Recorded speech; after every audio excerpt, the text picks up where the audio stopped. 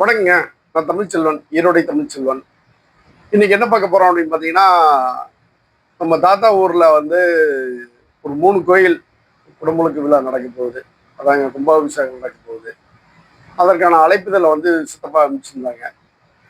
சித்தப்பா அனுப்பிச்ச உடனே அது புலனத்துல பகிரில தான் அனுப்பிச்சாங்க.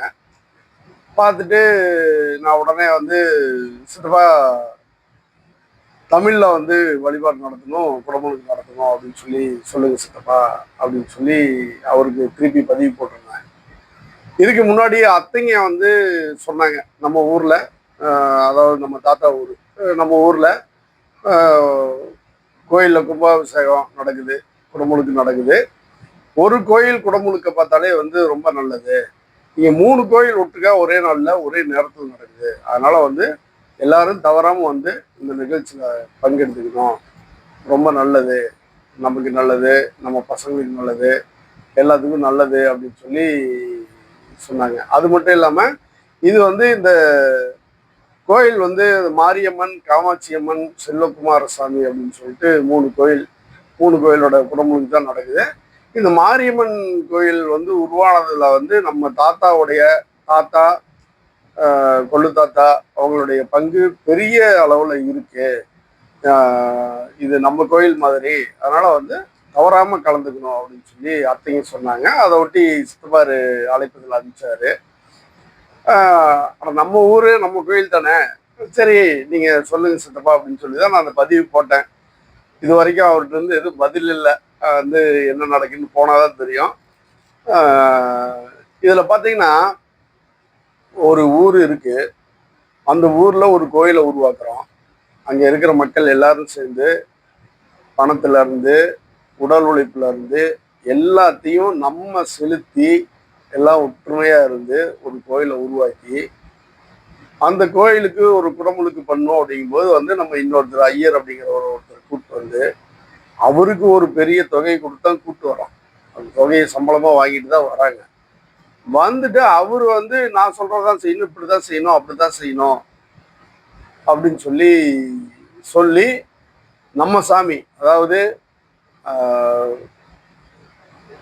மாரியம்மன், செல்வகுமாரசாமி, காமாட்சி அம்மன், இந்த முனியப்பன், கருப்பணன், எல்லைச்சாமி, அங்காளம்மன், இப்படி பல்வேறு சாமிகள் வந்து நம்ம முன்னோர்களை வச்சுதான் நம்ம உருவாக்கணும். நம்ம சாமி நம்ம பார்த்து உருவாக்குனா நம்ம மொழி தெரிஞ்ச சாமி கிட்ட வந்து இன்னொருத்தர் வந்து நம்மகிட்ட சம்பளம் வாங்கிட்டு நம்மகிட்ட பெரிய தொகையை வாங்கிட்டு வந்து தமிழ்ல வந்து வழிபாட்டு நடத்தாம இன்னொரு மொழியில வழிபாட்டு நடத்தினாதான் வந்து அந்த சாமிக்கு வந்து சக்தி வரும். அப்பதான் வந்து அந்த சாமி கொடுக்குற வரமெல்லாம் வந்து செல்லுபடி ஆகும், பலனளிக்கும் அப்படின்னு சொன்னா இதுல எந்த வகையில நியாயம் இருக்கு அப்படின்னு எனக்கு தெரியல. கோயில் மட்டும் இல்லைங்க, நம்ம ஒரு வீடு கட்டுறோம். அந்த வீடு கட்டுறதுக்கு நம்ம எவ்வளவு சிரமப்பட்டு எவ்வளவு உழைப்பு செலுத்தி எத்தனை ஆட்களை வச்சு ஒவ்வொரு இதுவும் வீடு உருவாகிறதுக்கு எத்தனை பேர்த்துடைய உழைப்பு அதுல இருக்கு. அத்தனை பேர்த்த வச்சு நம்ம கட்டி முடிச்சதுக்கு அப்புறம் இவங்களுக்கு வந்து ஒரு தொகையை கொடுத்து போய் கேட்டோம்னா வந்து இவ்வளவு வேணும் அவ்வளவு வேணும் அப்படின்னு சொல்லி நம்மகிட்டயே பேரம் பேசி வந்து நம்ம வீட்டுல நடு வீட்டுல உட்காந்துக்கிட்டு அதை கொடு இதை கொடு அதை பண்ணு இதை பண்ணு அப்படின்னு சொல்லி இது இது யாகம் வளர்த்தணும் அப்படின்னு சொல்லிட்டு அது போட்டு அவங்க எல்லாம் பண்ணாதான் வந்து நமக்கு வந்து உள்ள வீட்டுல குடியிருக்கிறதுக்கான தகுதி வருது அப்படிங்கிறாங்க. அதே போலதான் நம்ம திருமணத்திலையும் இப்ப இதுல என்னன்னு பாத்தீங்கன்னா, இது வந்து இதை பத்தி பேசும்போது பாவலர் அறிவுமதி அவங்களுடைய கவிதை ஒன்று ஒரு நினைவுக்கு வருது.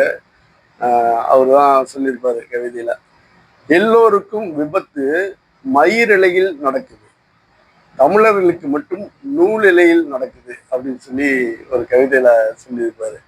புரியும் நினைக்கிறேன்.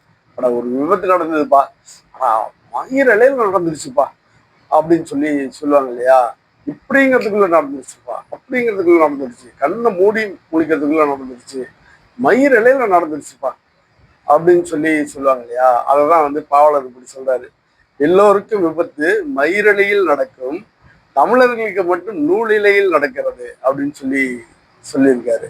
இதை ஏன் சொல்றேன் அப்படின்னா, ஒரு திருமணம் நடக்குது. அந்த திருமணத்துக்கு வந்து பொண்ணு பார்க்கறதுல இருந்து மாப்பிள்ளை பார்க்கறதுல இருந்து நம்ம எவ்வளவு சிரமப்பட்டு எவ்வளோ பொருளாதார நெருக்கடிக்கு உள்ளாகி ஒரு மண்டபத்தை பிடிச்சி எல்லா மக்களையும் நம்ம சொந்த பந்தங்களை அழைச்சி நண்பர்களை அழைச்சி ஒரு திருமணம் பண்ணும்போது இவர் வந்து உக்காந்துக்கிட்டு நீ வந்து கையில கங்கணமும் தோல்ல வந்து நூலும் போட்டுக்கிட்டாதான் வந்து நீ வந்து கல்யாணம் பண்றதுக்கே தகுதியானவன் அப்படின்னு சொல்லி நம்ம தகுதி முடிவு பண்றதுக்கு அவையா இருங்க. அது நம்மகிட்ட சம்பளம் வாங்கிட்டு வர்றதுக்கு சம்பளம் வாங்கிட்டு வர்றவன். இப்ப என்னன்னா இப்ப எங்க வீட்டுல வந்து திருமணத்துல வந்து தமிழ் முறைப்படி நடக்குது. அதுல வந்து இவரு அந்த திருமணத்தை வந்து நம்ம ஐயா அருகோபாலன் ஐயா, சுபவி ஐயா இவங்கெல்லாம் வந்து தான் தியாகு தோழர் அவங்க எல்லாம் தான் வந்து அப்ப எங்க அண்ணனுடைய திருமணம் நடத்தி வச்சாங்க. அந்த திருமணத்துல இவர் சுபவியை தான் பதிவு பண்றாரு. நம்ம வந்து திருமணம் பண்றதுக்குன்னா அது என்னன்னா திருமணம் வந்து தமிழ் முறைப்படி நடக்குது. தலைவர்கள் வராங்க, வாழ்த்தி பேசுறாங்க, வாழ்த்தி பேசிட்டு பொண்ணையும் மாப்பிள்ளையும் கூப்பிட்டு இன்னார் பொண்ணு இன்னார் பையன் நாங்க வந்து முதல் வந்து நாங்க இணைந்து வாழ போறோம், கடைசி வரைக்கும் வாழ்க்கை துணையா இருந்து ஒருத்தருக்கு ஒருத்தர் அனுசரிச்சு நாங்க வந்து வாழ்க்கையை வாழ போறோம் அப்படின்னு சொல்லி உறுதிமொழி எடுத்துக்கிட்டு எங்க தாத்தா பாட்டி வந்து தாலி எடுத்து கொடுக்குறாங்க. இவங்க தாலி கட்டுறாரு, மாப்பிள்ளை வந்து பொண்ணுக்கு தாலி கட்டுறாரு. அப்படி நடக்குது. தாலி கட்டும் போது வந்து எல்லாரும் கை தட்டுங்க அப்படின்னு சொல்லி எல்லாரும் கை தட்டி ஒரு சிறப்பாக நடக்குது. சொந்தக்காரங்க வந்திருந்தவங்களுக்கு எல்லாம் ஒரே ஆச்சரியம், என்னடா அது கல்யாணம் தான் வந்து கைதட்டி கல்யாணம் பண்றாங்க அப்படின்னு சொல்லி அந்த நிகழ்ச்சியில சுபவி ஐயா அவங்க வந்து பதிவு பண்றாங்க. வந்து ஒரு திருமணம் அப்படின்னு சொல்லி நம்ம வந்து புரோகிதர் அப்படிங்கிற அந்த ஐயரை நம்ம கூப்பிட்டு வந்து உட்கார வச்சோம்னா அவர் வந்து முன்னாடி வந்து அந்த ஓமக்குண்டம் அப்படின்னு சொல்லிட்டு 4 செங்கல் அடுக்கி அதுக்குள்ள வந்து தானியங்கள்லாம் போட்டு கட்டையெல்லாம் போட்டு அது ஒரு நெருப்பூட்டி அதில் வந்து புகையை வர வச்சு எல்லாத்தையும் முன்னாடி உட்காந்துருக்கிற எல்லாத்தையும் கண்ணீர் வர வச்சு அள வச்சு அப்புறமேட்டு அந்த மந்திரம் சொல்றதுலேயே வந்து சமஸ்கிருதத்தில் சொல்லி நமக்கு புரியாத மொழியில சொல்லி வந்து திருமணம் பண்றதுக்கு தகுதி வந்து உனக்கு தகுதியே இல்லை, நீ வந்து எங்களுக்கு சமமானவன் இல்லை, இந்த நூலை போட்டுக்கிட்டாதான் உனக்கு சமம்னு சொல்லி எல்லா திருமணத்திலையும் அது நடக்கும். யாருமே மறுக்க முடியாது. நீங்க கவனிச்சிருப்பீங்க, எல்லாருமே கவனிச்சிருப்பீங்க. ஆனா வந்து எதுக்கு பண்றாங்க ஏது பண்றாங்க நம்ம எதுவுமே தெரிஞ்சுக்காம அவங்க சொல்றது நல்லதுதான் சொல்லுவாங்க அப்படின்னு சொல்லி நம்ம பண்றோம். அது வந்து அதான் இந்த நூலை போட்டுக்கிட்டாதான் உனக்கு தகுதி, திருமணம் பண்றதுக்கான தகுதி வருது அப்படின்னு சொல்லி தான் அவங்க போடுறாங்க அப்படின்னு சொல்லி சுபவி ஐயா பதிவு பண்ணியிருந்தாங்க. அதே போலதான் வந்து இவரு பாவலர் அதிபதி ஐயாவா அந்த கவிதையில சொல்லியிருக்காரு. இப்ப நம்ம வந்து அதான் ஒரு ஊரே சேர்ந்து உருவாக்குற ஒரு கோயில்ல ஒரு பெரும் தொகை கொடுத்து நம்ம கூப்பிட்டு வந்து நம்ம கருப்பணசாமி, நம்ம முனியப்பன் சாமி, நம்ம எல்லை சாமி, நம்ம அங்காளம்மன், நம்ம மாரியம்மன், நம்ம செல்வகுமாரன், நம்ம காமாட்சி அம்மன் இவங்களுக்கு நம்ம மொழியில வழிபாடும் குடமுழுக்கும் நடத்தாம நீ இன்னொரு மொழியில தான் நடத்துவேன் அப்படின்னா அது எந்த வகையில நியாயம் சொல்லுங்க. நான் வந்து எங்க சித்தப்பாட்ட பதிவு பண்றேன், பதிவு பண்ணா வந்து அவர் பதிலே சொல்ல கேட்டா வந்து அதான் இதுக்கு முன்னாடியே நம்ம பேசும்போது வந்து நம்ம சொன்னாலாம் கேட்க மாட்டாங்க தம்பி அப்படின்ட்டு எளிமையா கடந்து போறாங்க. எப்படிங்க எளிமையா கடந்து போவாங்க? நம்ம தாங்க சம்பளம் கொடுக்குறோம். கிட்டத்தட்ட ஒரு கோயில் வந்து குடமுழுக்கு நடத்துது அப்படின்னா அவங்களுக்கு வந்து வரவங்க வந்து அவங்க 8 பேர் 10 பேர் 12 பேர் 11 பேர் 13 பேர் அது எத்தனை பேர் எனக்கு சரியா தெரியல. ஏன்னா வந்து நம்ம வந்து பெரும்பாலும் வந்து அவங்க இருக்கிற பக்கம் போய் நம்ம நிக்கிறது இல்லை. வரவங்களுக்கு லட்சக்கணக்கில் பணம் கொடுத்து கூப்பிட்டு வராங்க. லட்சக்கணக்கில் நம்ம உழைப்புல இருந்து நம்ம பணம் கொடுத்து அவங்க வந்து நம்ம மொழியில பண்ணாம நமக்கு புரியாத ஏதோ ஒரு மொழியில வந்து அவங்க வந்து பண்ணிட்டு போறது எந்த வகையில் நியாயம்? அதேதான் வீடு திருமணிப்பு விழா பண்றது, வீட்டுல வேற ஒரு ஏதாவது நல்ல நிகழ்வுகள் பண்றேன்னா அவங்கள கூப்பிடுறது, இது என்னன்னு எனக்கு ஒன்றும் புரியல. அப்படி பண்றீங்களா? உங்களுக்கு பண்ண ஆசையா இருந்தா தமிழ்ல பண்ண சொல்லுங்க. தமிழ் தெரியாது அப்படின்னா அப்புறம் தமிழ் தெரியாதவங்களுக்கு நமக்கும் என்னங்க இருக்கு, தமிழ் தெரியாதவங்களை நம்ம எதுக்கு அனுமதிக்கணும் அப்படின்னு சொல்லி இதன் மூலமா நான் கேட்குறேன். அது மட்டும் இல்லாம வந்து கேள்வின்னு ஒண்ணு நம்ம கேட்டாதான் வந்து நடக்கும். நம்ம வந்து இல்ல அவங்க பண்ண மாட்டாங்க இவங்க பண்ண மாட்டாங்க அப்படின்னு சொல்லிட்டு நம்ம வந்து இதை கடந்து போகாம நம்ம மொழியில நம்ம மொழிக்கு நம்ம முக்கியத்துவம் கொடுத்து நம்ம மொழியில வழிபாடு நடத்தணும், நம்ம மொழியில குடமுழுக்கு நடத்தணும் அப்படின்னு சொல்லி அதே போல வீட்டு நிகழ்ச்சி அதாவது வீடு புதுமணிப்பு விழா அப்படிங்கும் போது நம்ம வீடு நம்ம சிரமப்பட்டு நம்ம உடல் உழைப்பு செலுத்தி நம்ம எல்லாம் பண்ணிட்டு இன்னொருத்தரை வந்து கூட்டு வந்து உட்கார வச்சுக்கிட்டு அவர் வந்து அதான் இது சொல்லும்போது இன்னொரு நிகழ்வு நினைவுக்கு வருது. இது வந்து நம்ம மூத்த தமிழறிஞர் ஒருத்தர் வந்து சொன்னதா எங்க அண்ணாரு என்கிட்ட பகிர்ந்துகிட்ட செய்தி. ஒரு திருமணம் இப்ப இல்லை, அது கிட்டத்தட்ட 30-40 ஆண்டுகளுக்கு முன்னாடி நடந்தது. அப்பவே அதாவது அந்த திருமணத்துல வந்து திருமணம் நடக்குது. திருமணம் பெரிய மண்டபம், மக்கள் நிறைய இருக்காங்க. திருமணம் நடக்கும்போது வந்து அந்த ஐயர் வந்து அந்த மந்திரத்தை சொல்லிட்டு இருக்கிறார். பொண்ணு மாப்பிள்ளைய உட்கார வச்சு அந்த குண்டை வளர்த்துக்கிட்டு மந்திரம் சொல்லிட்டு இருந்திருக்காரு. இங்க ஒரு ஊர் ஊர் தலைவரா ஒரு பெரிய மனிதரை வந்து திருமணத்துக்கு கூப்பிட்டுருக்காங்க. இவர் வந்து வாழ்த்தணும், நம்ம பிள்ளைங்க நல்லா இருப்பாங்க அப்படின்னு சொல்லிட்டு அவர் கூப்பிட்டுருக்காங்க. அவர் முதல் வரிசையில் உட்காந்துருந்தவர் திடீர்னு எந்திரிச்சு தாலி கட்ட சொல்லும்போது, தாலி கட்டுறதுக்கு முன்னால் அந்த மந்திரங்கள் சொல்லிட்டு இருக்கும்போது, நிறுத்துங்க மந்திரத்தை, மந்திரத்தை நிறுத்துங்க, இதை வந்து நிறுத்துங்க அப்படின்னு சொல்லி சத்தமா எந்திரிச்சு நின்று சத்தம் போட்டிருக்காரு. என்னடா இது, இவரை கூப்பிட்டு வந்தா நல்லா இருக்கும், இவர் வந்து வாழ்த்துனா நம்ம பசங்க நல்லா இருப்பாங்கன்னு சொல்லி நம்ம இவரை கல்யாணத்துக்கு கூப்பிட்டோம். ஆனா வந்து இவர் வந்து இந்த மாதிரி இப்ப பண்றாரு அப்படின்னு சொல்லி என்ன ஏதுன்னு கேட்கும்போது, அவர் வந்து சமஸ்கிருதம் படிச்சவராம். சமஸ்கிருதமும் படிச்சிருக்காரு. அப்ப அது ஏதோ ஒரு தேவைக்காக அவர் படிச்சிருக்காருன்னு வச்சுங்க. அவர் படிச்சிருக்காரு. அந்த திருமணத்துல அந்த ஐயர் வந்து சொல்லிட்டு இருந்த மந்திரம் வந்து திருமணத்துக்கு சொல்லக்கூடிய மந்திரமே இல்லையா. அது வந்து இந்த நம்ம வீட்டுல ஒரு தவறு நடக்குது இல்லையா, அதாவது இழப்பு நடக்குது இல்லையா, இழப்பு பெரிய காரியம் அப்படின்னு இல்லையா, அந்த மாதிரி பெரிய காரியத்துல அந்த திதி கொடுக்கறது அப்படிங்கிற நிகழ்வுல வந்து சொல்லக்கூடிய மந்திரத்தை இவர் சொல்லிட்டு இருந்திருக்காரு ஐயர்.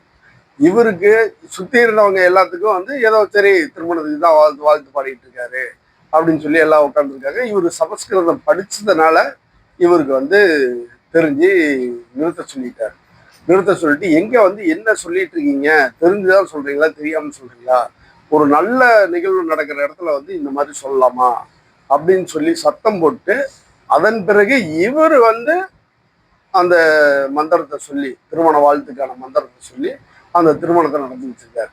இந்த மாதிரி நம்ம என்ன சொல்றாங்க, ஏது சொல்றாங்க, என்ன சொல்லி பாடுறாங்க அப்படிங்கிறது எதுவுமே தெரியாம அவங்க வந்து சொன்னா சரியா இருக்கும், அவங்க வந்து பண்ணா நல்லா இருக்கும், அவங்க வந்து பண்ணாதான் நல்லா இருக்கும், அவங்க வந்து சொன்னாதான் நல்லா இருக்கும், அவங்க சொன்னாதான் பேர் வச்சு, அவங்க சொல்ற பேர் வச்சாதான் நம்ம பசங்க நல்லா வாழ்வாங்க அப்படிங்கிறதுல என்ன இது வந்து, இதெல்லாம் வந்து சரியா அப்படிங்கிறத நீங்களே சிந்திச்சு பாருங்க. இனிமேலாவது நம்ம வந்து அந்த மாதிரி நபர்களை தவிர்த்துட்டு நம்ம மொழியில வழிபாடு நடத்துறதுக்கும் மந்திரங்கள் சொல்றதுக்கும் நிறைய ஆட்கள் இருக்காங்க, அவங்க பயன்படுத்துங்க. அப்படி இல்லை இவங்க தான் வேணும் அப்படின்னா இவங்களை தமிழ்ல சொல்லுங்க. நீ உன்னோட மொழியிலையும் சொல்லணும், சொன்னாதான் நான் வருவேன் அப்படின்னா உன்னோட மொழியிலையும் சொல்லி என்னோட மொழியிலையும் நடத்து அப்படின்னு சொல்லிட்டு நம்ம கொடுக்குற பணத்துல பாதியா குறைச்சிக்கிறோன்னு சொல்லி பாருங்க. தன்னை வாக்கில தமிழ்ல பேசுவாங்க, தமிழ்ல மந்திரம் சொல்லுவாங்க. இதை வந்து எல்லாருமே நடைமுறைப்படுத்தணும். நம்ம என்ன பண்றோம், எதுக்கு செலவு பண்றோம், எதுக்கு ஒருத்தருக்கு பணம் கொடுக்குறோம், என்ன நிகழ்வுக்கு நம்ம வீட்டுக்குள்ள வர்றாங்க, என்ன நிகழ்வுக்காக நம்ம கூப்பிட்டு வரோம் அப்படிங்கிறத சற்று எல்லாரும் சிந்திச்சு பார்த்து, ஒரு வீட்டு நிகழ்வாக இருந்தாலும் சரி, இல்லை ஊர் கோவில் நிகழ்வாக இருந்தாலும் சரி, நம்ம சாமிக்கு நமக்கு நம்ம வீட்டுக்கு நம்ம மொழியில இந்த மாதிரி வழிபாடு நடத்தணும், இந்த மாதிரி குடமுழுக்கு நடத்தணும், இந்த மாதிரி திருமண திருவிழா நடத்தணும் அப்படின்னு சொல்லி இதன் மூலமா கேட்டுக்கிறேன். மற்றும் ஒரு நிகழ்வுல சந்திப்போம். நன்றி.